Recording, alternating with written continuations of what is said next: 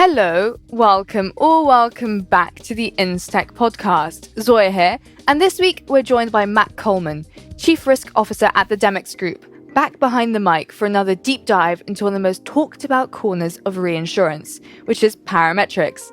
In this conversation, we get an update on Demex's Parametric stop-loss reinsurance product and explore how it's responding to a year of quite intensive convective storm activity across the US.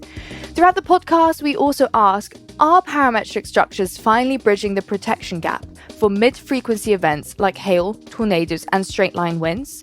And what is it about this moment in the market that's made reinsurers willing to get behind secondary peril coverage again? So whether you're new to parametric insurance or already familiar and friendly with the world of modelling, grab a tea or coffee and let's jump into the conversation.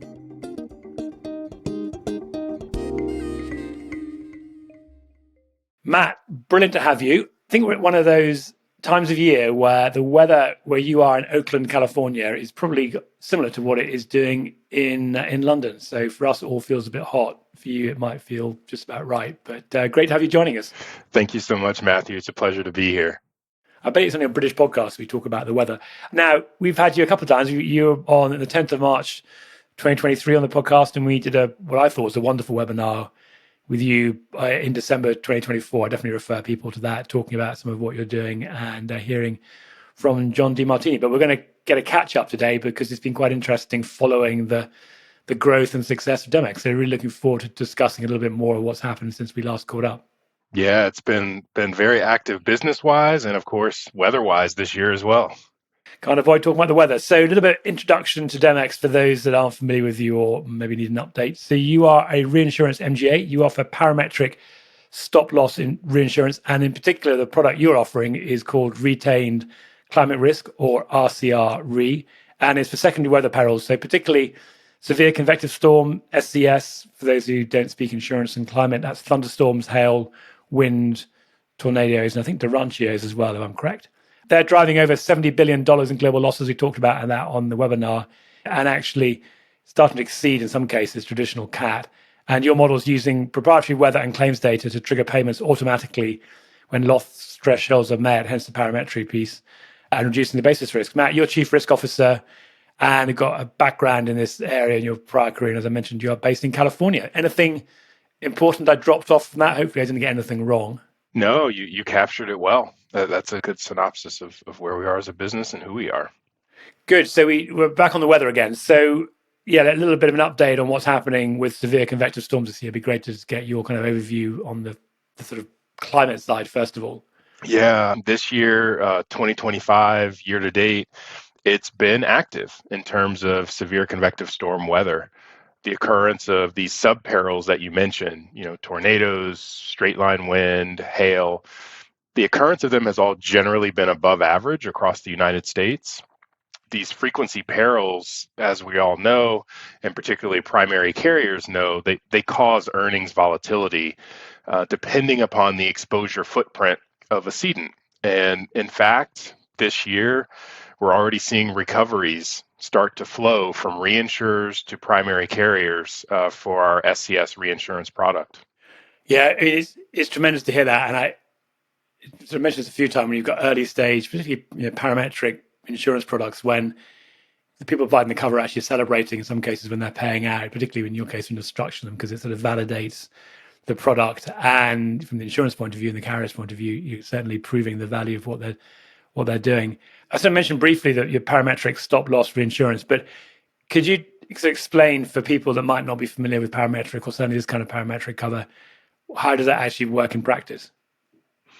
Yeah, absolutely. One of the things that's interesting about our reinsurance product and the way it's designed is that based on market feedback, the market told us they want a product that looks and feels like an indemnity aggregate product.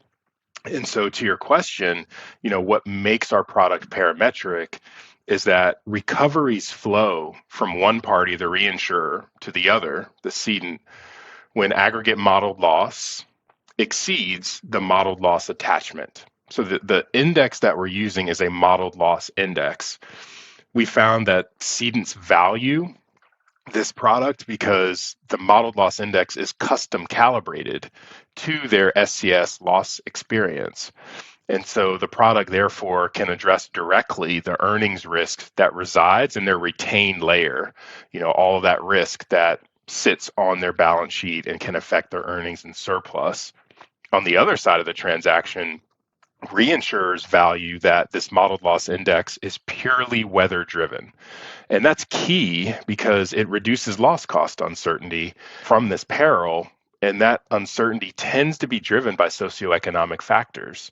And so by fixing those factors, we're giving the reinsurer the natural peril risk that they actually want. And they're in the business of understanding and underwriting.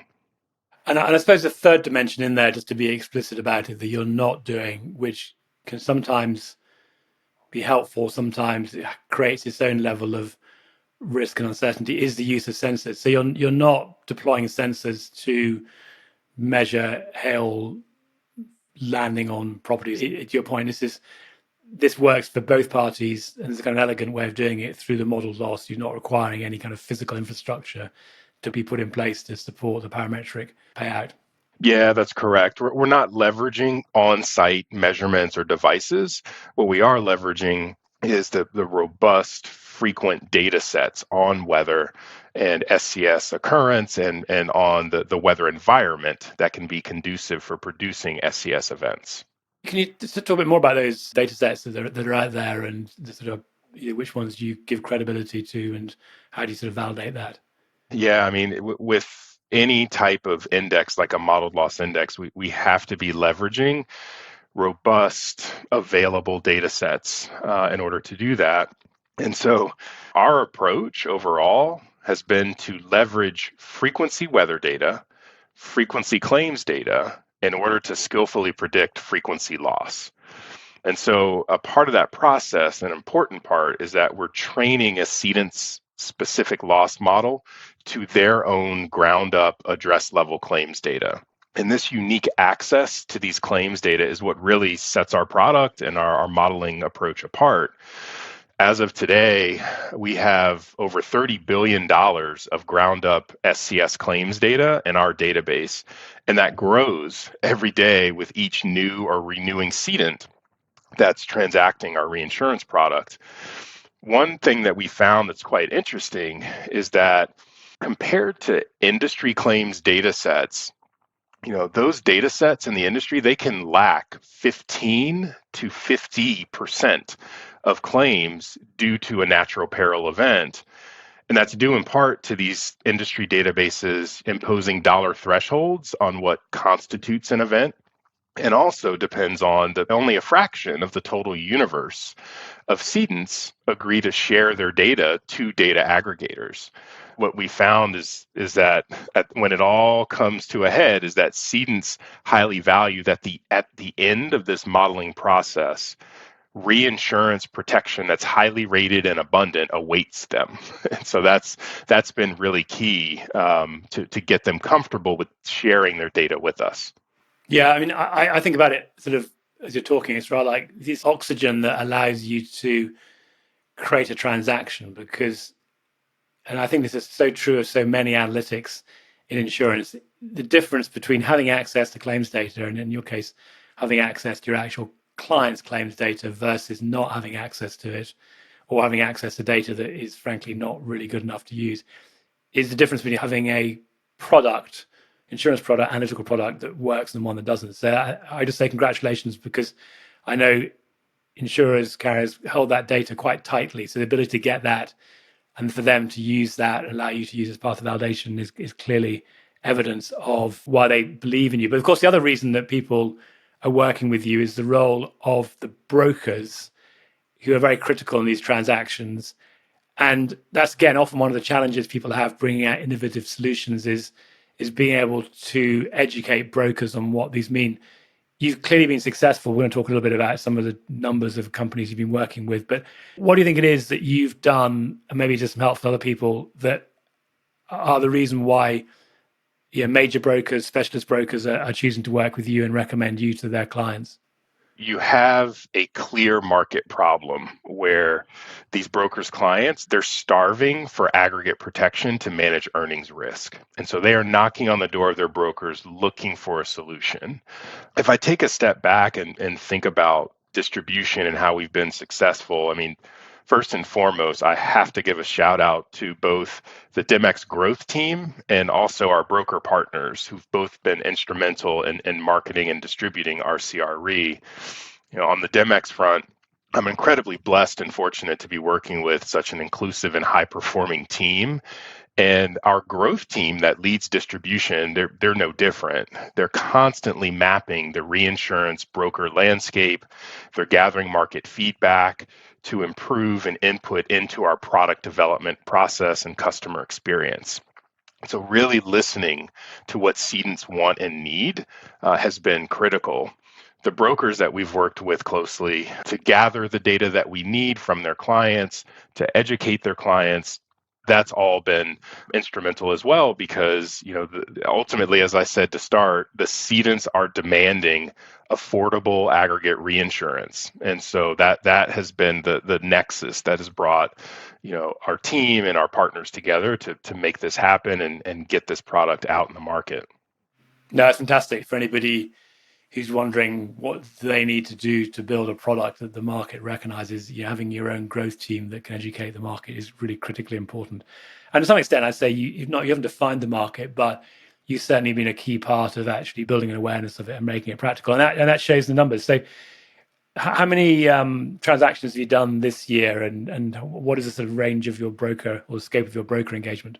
We're saying within our four walls at Demex that the rocket has left the ground.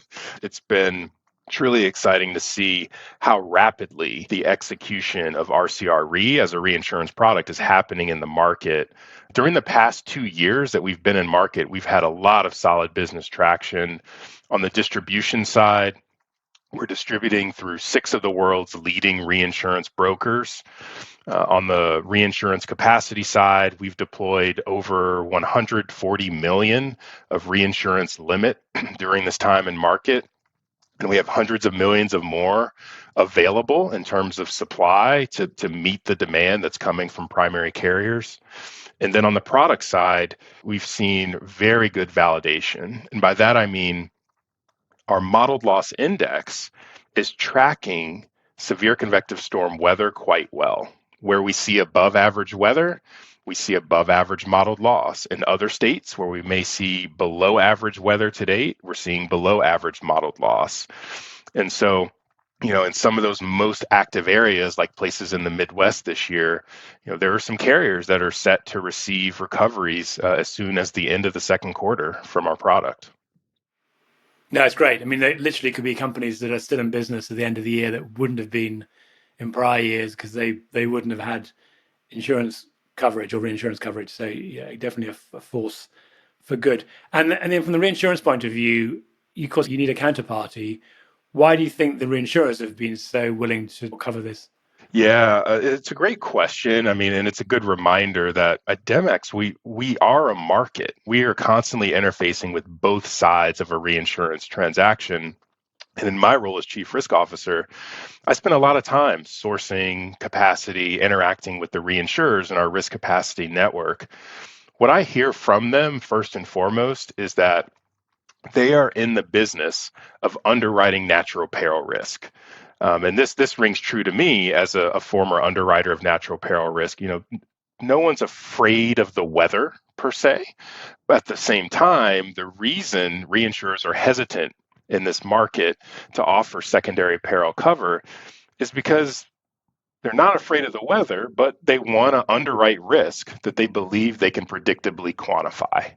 And as I mentioned earlier, reinsurers really value that we've reduced the loss cost uncertainty involved with underwriting these more frequent secondary perils.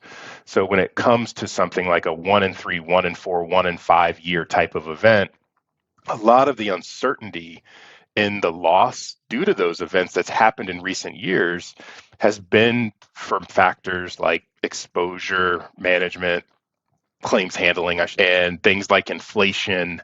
And so what reinsurers tell us is that they appreciate the fact that we've packaged the risk in a form that is a modeled loss index that's purely weather driven.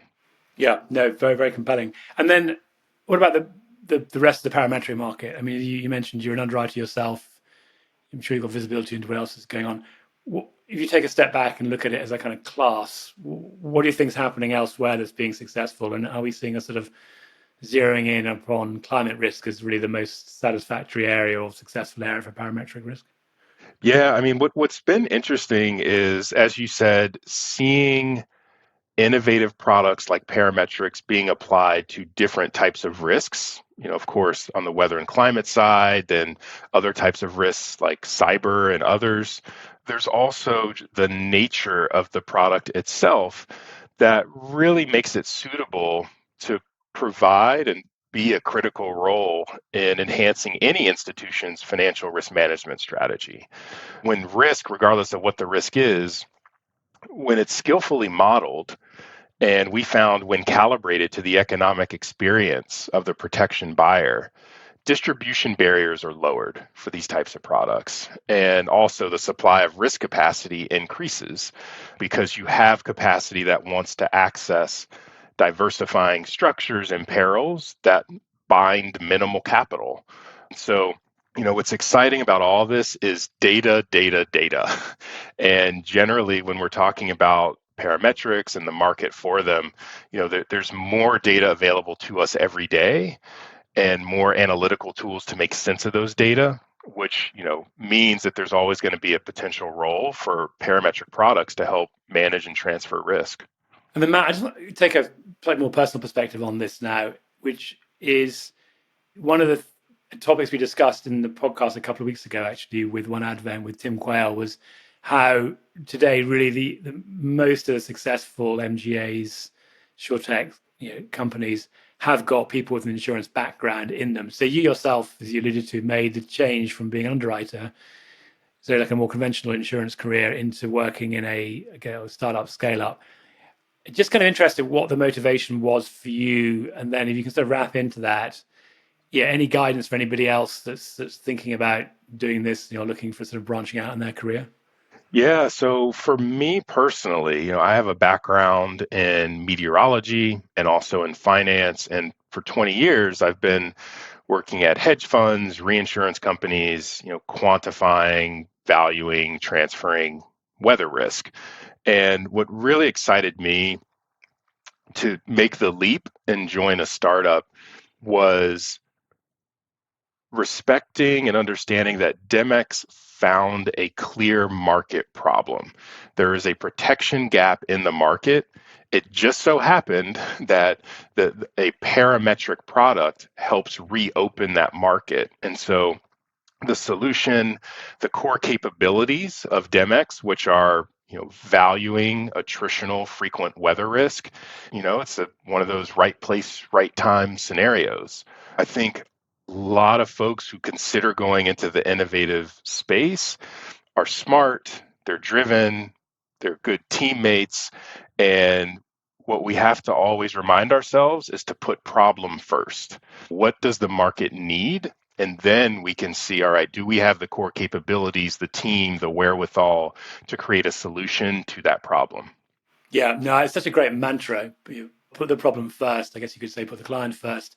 And interesting, there's a whole sort of series of people I refer to as accidental entrepreneurs who often started up businesses because they had a problem, couldn't find a solution to it. So they thought, well, the only way I can do this is going to build a business. And some of those have been very successful. But it's great to hear your personal story on that. Matt, is there anything else we haven't covered that we should be talking about just now? Just a couple of exciting things on the Demex front. We're excited to be releasing an industry survey through the American Property Casualty Insurance Association, the APCIA.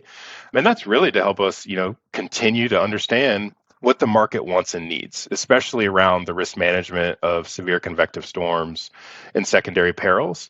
And so, in the coming weeks, we look forward to reviewing and sharing the results of that more broadly.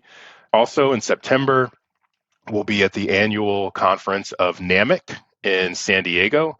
Lots of regional and mutual insurers find value in understanding how they can, transfer risk associated with SCS and secondary perils. So we'll be there meeting with prospective carrier customers and their brokers. So the market can certainly catch us there.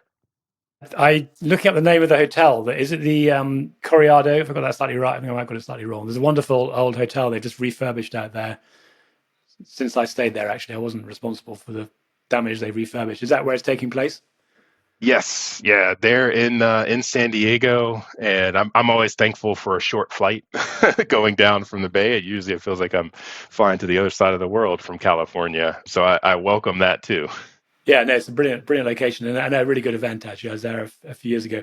Well, Matt, that's been a pleasure to catch up. Congratulations again on all that you and Bill and the team have done. It's been wonderful, following that journey over the last few years and really seeing it come to fruition, and particularly in this area of parametric that we've been looking at very closely. So I'll let you get on with your day. And again, thank you for all your support. Thanks so much, Matthew. Always a pleasure talking to you and InsTech.